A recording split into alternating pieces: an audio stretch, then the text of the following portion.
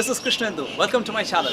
Today I'll be showing you some content that I shot, some footage that I shot with my newly acquired OnePlus 6. Firstly, I'll show you how it feels in the hand, the texture and all of that, and then I'll move on to the videos and the photographs that I shot. So this is the OnePlus 6 that I've been using for almost 2 weeks now. This is the mirror black. You can see the reflection. The finish is really classy. It's written here, designed by OnePlus.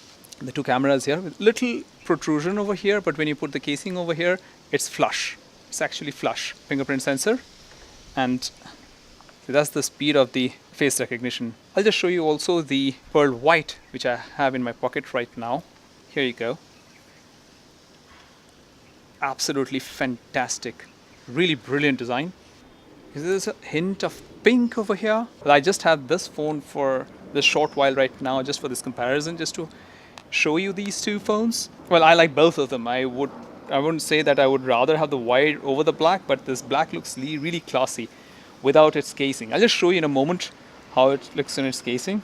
Oh, it shows some kind of a setup in progress of A6000. Well, it's not my phone, it's just to show you.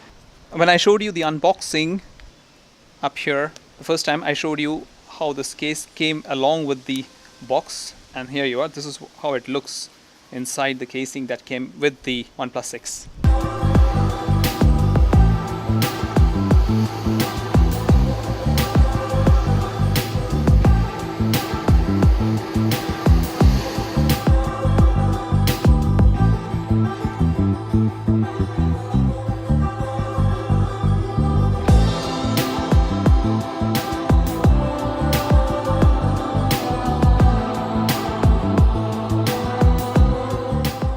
There is an apparent camera shake as I take each step. Maybe you can make that out. And here we come to the beach. Now you can see the difference in the dynamic range here. This portion is absolutely white, washed out. That's mild. Now when I'm here shooting, of course it is taking the entire information from all this place, which is why the color of the ocean is, or the exposure of the ocean is more or less okay. Decision time, verdict time. Okay, first let me get off something that comes off my head right now. This phone, first charge, anytime you charge it, 1 hour, 20 minutes is the full charge. In half an hour, about 20 odd minutes, it charges up to 50 to 55%, and it takes another hour to go up to all the way up to 100%. The size, it's quite ideal actually. You can see how I hold it in my hands. I don't have very big hands, it's medium-sized hands. And I do feel a little bit of discomfort when I put it in my jeans pocket and ride a motorcycle. It does feel as if it's cramping me up. I was used to using this 5.5-inch Redmi Note 3, and this is the size difference. Marginally longer, but the width is almost the same. Certain things that I don't like about Androids, and especially this one, that each time I have to transfer data from the phone onto the laptop, I have to go into the MTP, the media transfer protocol. Each time I have to go to the developer options, put it onto MTP and charge it and transfer the data, which is I prefer in iOS systems where you just, the transfer of data is almost seamless. It's my personal opinion. The user interface is a little learning curve. I'm okay with that. I'm coming from the MI user interface, which I found it to be very intuitive, very easy to learn. This is a little complicated. You really have to squeeze things to get out of it, to get out of most of it. People say that it is extremely customizable. So is the Redmi MI. It is very customizable. This one is a little complicated, I feel. The Oxygen OS, it really needs squeezing. You'll have to squeeze your brains, you have to squeeze the phone and look for things, get in, get out, and make it to do things for you. I must say that the selfie camera, it gives you a mirror image. It does not give you the real image. So again, you have to get in, find out, correct it, and then it gives you the correct image, which I am again, it should out of the box, you just take it out, shoot, it gives the right image. You don't have to go into the, the settings and all of that. Finding the camera settings is a challenge. I asked, 3-4 people I met, and I gave them the phone. I said, this is a camera, find out the camera settings. None of them. They are supposed Android geeks. They couldn't even find the settings of the camera. It's not all that easy. Certain things on the camera and on the phone, for some people it's a joy, it's an adventure of finding out, of discovery. For me, it's a task, you know. I really have to work my way through the maze of different settings and stuff that they're given out here, and it's quite a bit of hard work, which I don't want to do hard work for a phone. I want the phone to work for me. Again, it's okay because there are certain things that I'm using on this phone which are absolutely fantastic. Coming to it in a short while. Talking about the durability, I think this is a pretty durable phone. You know, the moment I bought it, I dropped it twice. The moment I unboxed it, I almost dropped it twice. Just after the unboxing video. You can have a look at the unboxing somewhere here.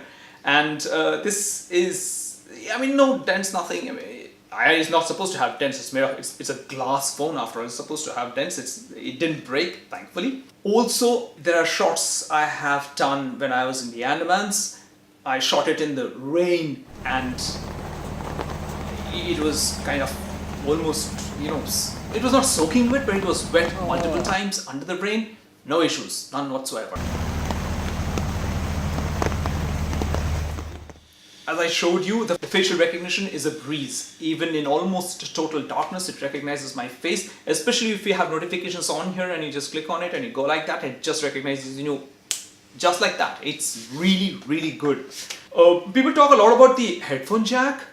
I really don't give two hoots. I don't use the phone for listening to music. Now coming to what I took the phone for, was mostly for video. And I believe the kind of footage I've shown you, it is absolutely fantastic. Shoots 4K video, 60 FPS, and 1080p gives you wow.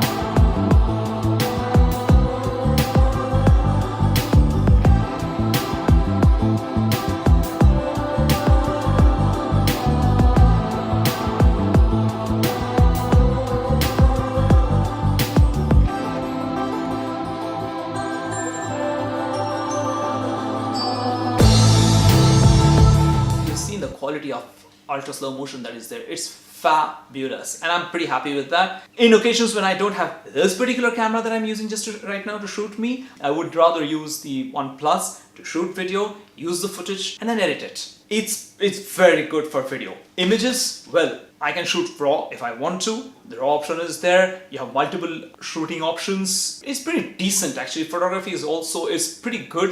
Of course, the image, the what you see on the screen, I find it a little oversaturated, but that's the case in most Androids, which is where again I like iPhones because they give the most realistic images that you see on the screen. The low light performance of this camera is acceptable. It is not a Sony Alpha 7S Mark II.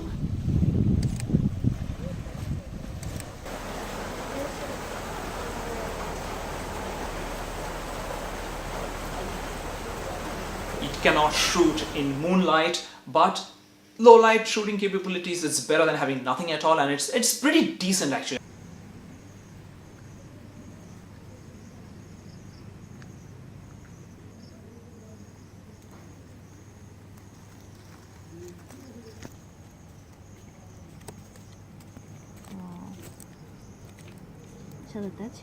You know, I've been using this phone for the past 2 years. If you are not a social media person, if you are not really into photography, I don't think you need this phone.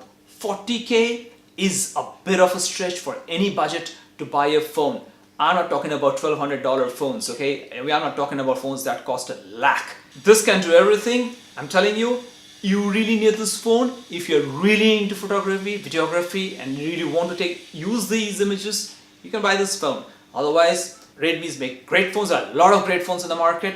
This is a great phone also, especially if you want to take pictures. And it is right up there. Image quality, video quality, it's up there. Folks, please click on the subscribe button.